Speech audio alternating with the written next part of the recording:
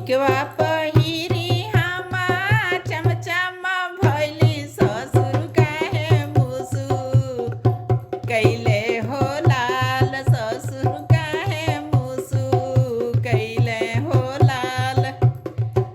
जब हम जानती की ससुर छिनार नरियरवे माँ गईती हो लाल नरियरवा माँ गईती हो लाल।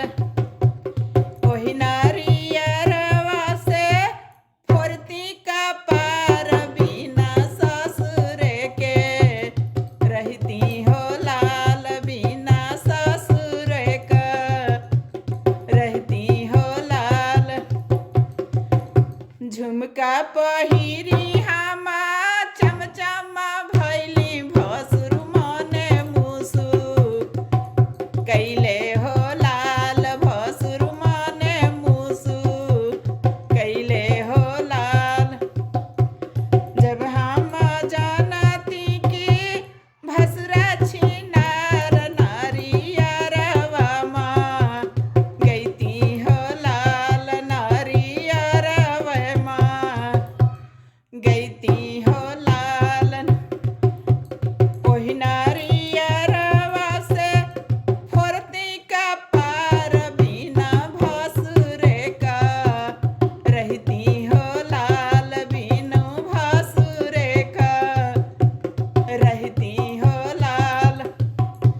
हरवा पहिरी हम चमचम भैली देवरा देखी मुसु काला हो लाल देवरा देखी मुसु काला हो लाल।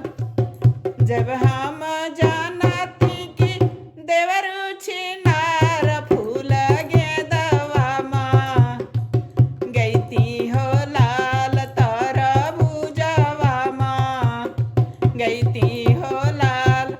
ओही तरबूजवा से फुर्ती का पार बिना देवरे का रहती हो लाल बिना देवरे का रहती हो लाल।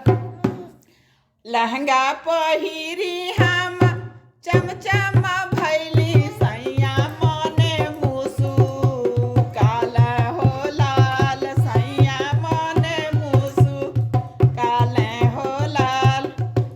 जब हम